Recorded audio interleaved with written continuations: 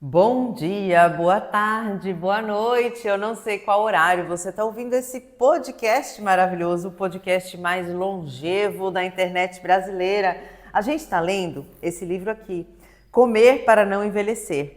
Conheça o poder dos alimentos capazes de retardar os efeitos do tempo na sua saúde. O autor é Michael Greger, um médico maravilhoso que nos contou que gastou 3 anos para escrever esse livro, para reunir todas as informações, porque realmente sobre alimentação saudável é muita falácia, sabe? É muita informação, certa e errada espalhada, e a gente não sabe para que lado olhar.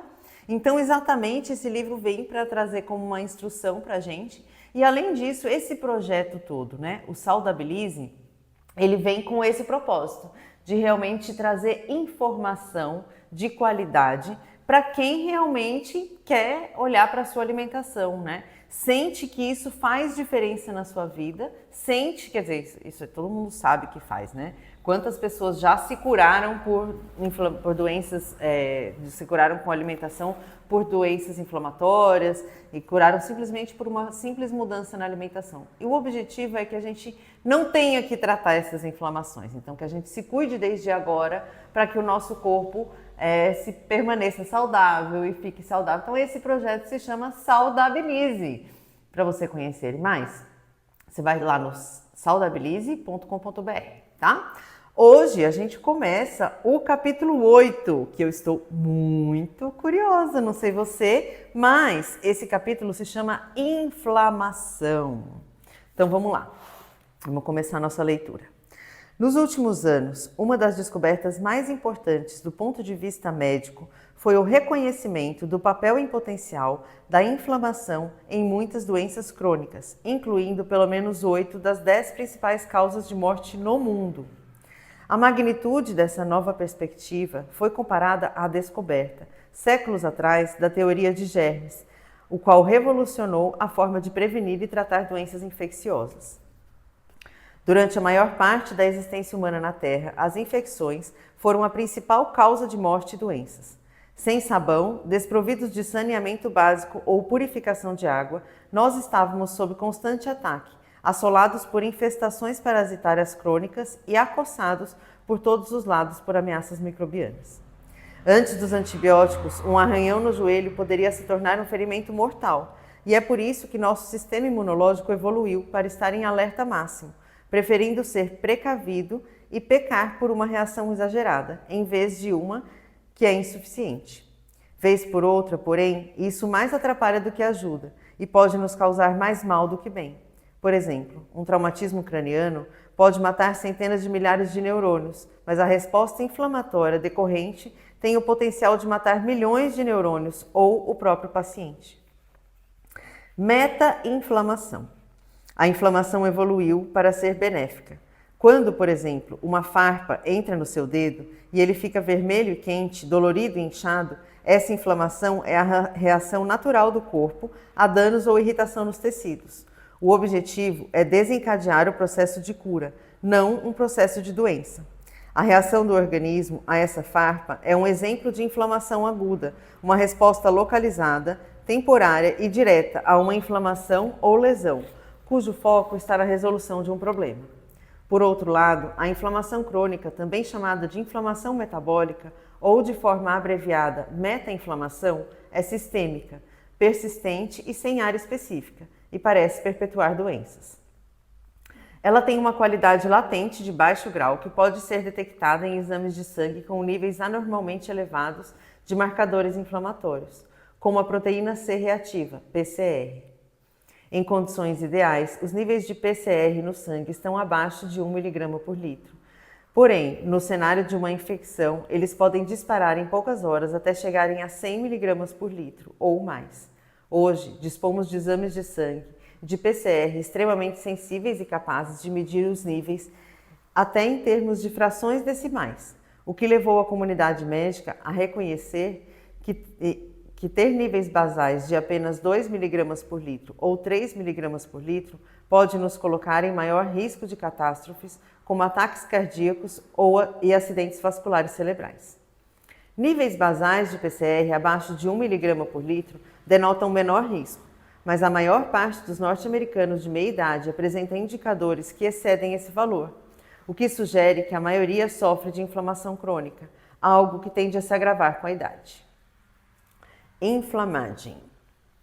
À medida que envelhecemos, o sistema imunológico aos poucos se deteriora, em um processo conhecido como imunossenescência. Isso explica porque a pneumonia, por exemplo, deixa de ser a 10ª principal causa de morte entre os indivíduos na faixa entre os 50 e 60 e poucos anos, e passa a ser a 8ª principal causa entre as pessoas de 65 anos ou mais. É essa a razão pela qual vírus latentes podem ressurgir, a exemplo da catapora, varicela, que depois de permanecer em inatividade por 50 anos, irrompe como o herpes zoster. Isso explica também porque as vacinas estão perdendo o efeito à medida que envelhecemos. A vacina anual contra a gripe tem apenas cerca de 50% de eficácia entre os indivíduos que mais precisam dela. Em contrapartida, as células ativadas do sistema imunológico de pessoas de 80 anos produzem um número significativamente maior de sinais pós-inflamatórios. Isso surge o pior dos dois mundos: um declínio na parte do sistema imunológico que combate infecções específicas e um agravamento de reações exageradas inespecíficas que podem causar inflamações. Hoje, esse aumento progressivo no status pós-inflamatório é reconhecido como uma importante característica do processo de envelhecimento, formalizando em 2000 em um conceito chamado de inflammaging, uma combinação de palavras de inflammation, inflamação, e aging, envelhecimento. O termo se refere a uma inflamação crônica de baixo grau que pode ser responsável pelo declínio mais acentuado e pelo aparecimento de doenças nos idosos.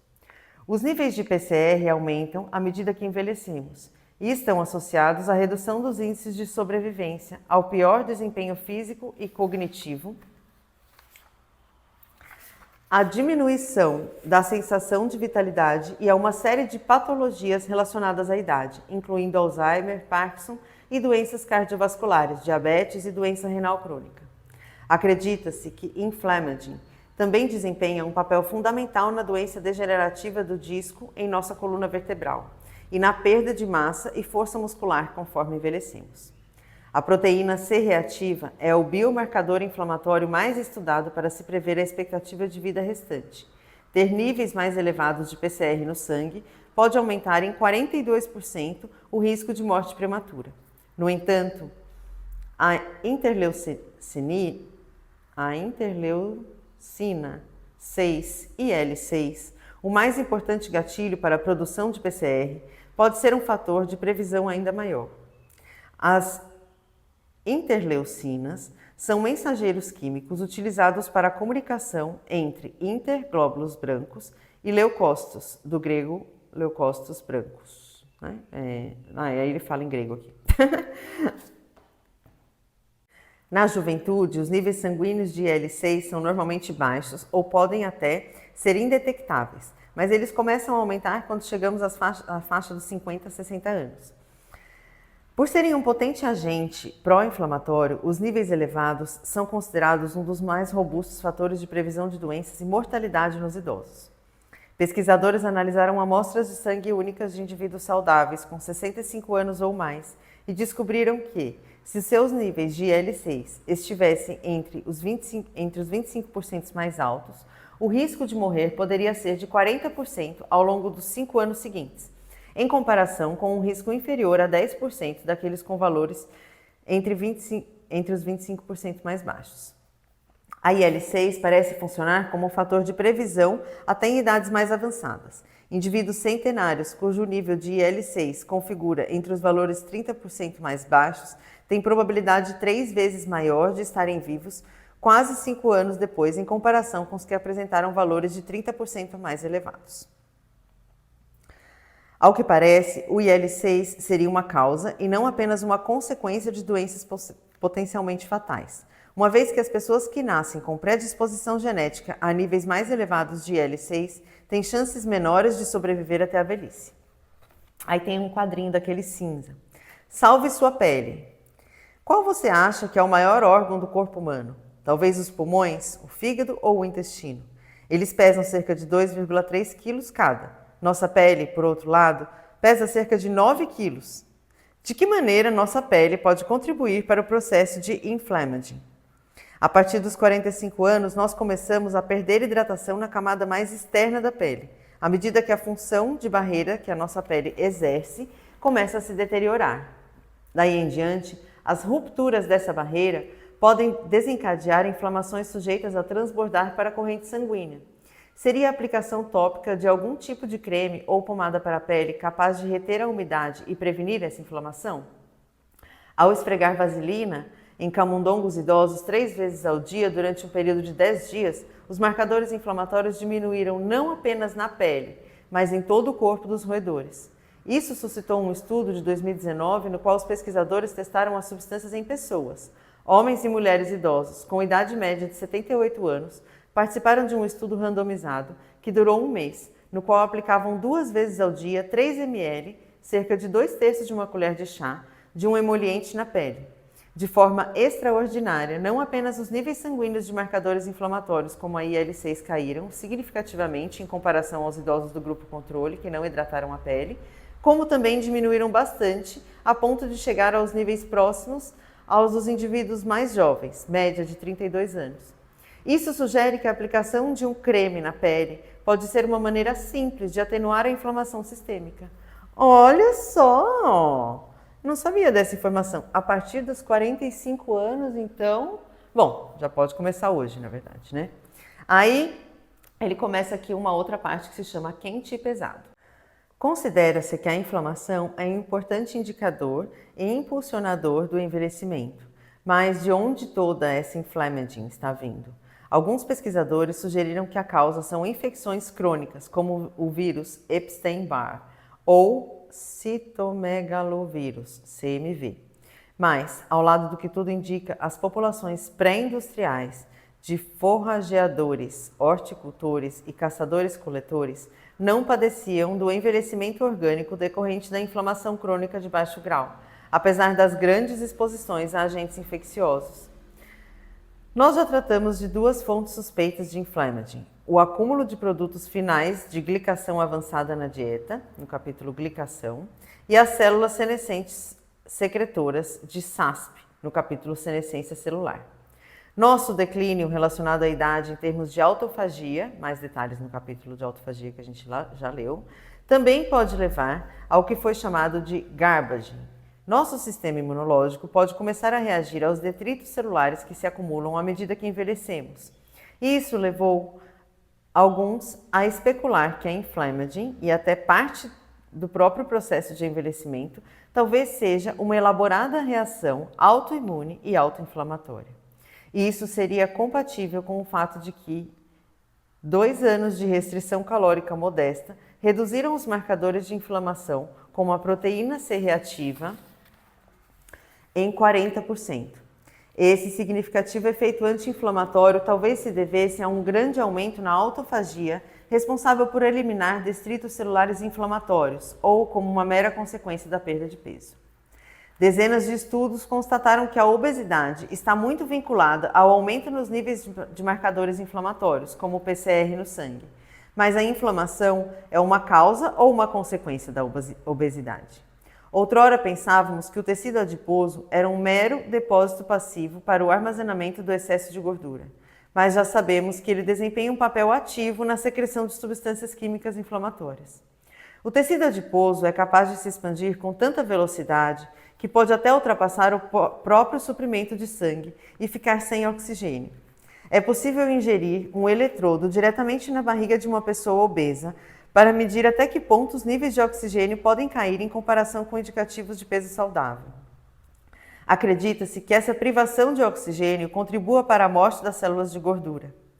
Mas isso não é algo bom. A morte das células adiposas induz a ação de células inflamatórias, como os macrófagos, um tipo de glóbulo branco errante encontrado no pus, para tentar limpar os detritos. E, de fato, as biópsias abdominais de indivíduos obesos mostram macrófagos aglomerados por toda a gordura. Em seguida, ao que tudo indica, os macrófagos ficam presos e se fundem às células gigantes, que são uma marca registrada da inflamação crônica observada em infecções resistentes, como a tuberculose, ou ao redor de corpos estranhos que nosso organismo não é capaz de eliminar. Tudo isso ocorre quando os compostos inflamatórios se espalham pela circulação geral. Assim, é a obesidade que parece levar à inflamação sistêmica, e não o contrário. Aí tem um quadrinho cinza, daqueles quadrinhos cinzas que sempre tem, eu vou só ler ele e a gente já finaliza a leitura de hoje. Inseguro em qualquer alimentação. O colesterol dietético também pode contribuir para a inflamação da gordura corporal, que por sua vez pode transbordar para a corrente sanguínea. Em humanos, a gordura corporal é um importante local de armazenamento de colesterol. Nossas células adiposas são capazes de acumular elevados níveis de colesterol livre, algo que nossas células não conseguem decompor e que, em altas concentrações, é tóxico. Desde 2014, sabemos que o colesterol dietético promove o inchaço das células adiposas e a inflamação da gordura abdominal em macacos. Mas até 2019 não havia quaisquer estudos feitos em humanos. Foi então que pesquisadores realizaram biópsias em indivíduos vegetarianos e que consumiam carne. Em geral, os vegetarianos ingerem uma quantidade significativamente menor de colesterol do que os onívoros. Ainda que os ovos sejam a maior fonte de colesterol na dieta dos norte-americanos, até mais do que qualquer outro tipo de carne, a principal fonte de colesterol é a carne em geral. A carne branca tem 2 vezes mais colesterol do que a carne vermelha. Assim, os pesquisadores esperavam encontrar menos inflamação nas biópsias dos vegetarianos do que dos comedores de carne, e foi o que aconteceu. Não apenas a gordura da coxa dos vegetarianos tinha, em média, menos da metade dos macrófagos pró-inflamatórios em comparação com as biópsias dos indivíduos onívoros, como também os carnívoros apresentaram na gordura abdominal uma expressão de 80% maior do fator de necrose tumoral, um potente marcador inflamatório. Mark Hazdard, renomado professor de nutrição de Harvard, escreveu certa vez que, se o colesterol fosse introduzido como um novo aditivo alimentar, com quase toda certeza, a conclusão seria de que ele não pode ser considerado seguro em nenhum nível. No mínimo, porque qualquer ingestão de colesterol dietético acima do 0 aumenta o risco do nosso assassino número 1, as doenças cardíacas. Bom, então paramos por aqui, esse capítulo de hoje maravilhoso. E amanhã a gente continua mais. Eu te espero lá no Saudabilize, hein? saudabilize.com.br. Eu tô te esperando. Um beijo, até amanhã.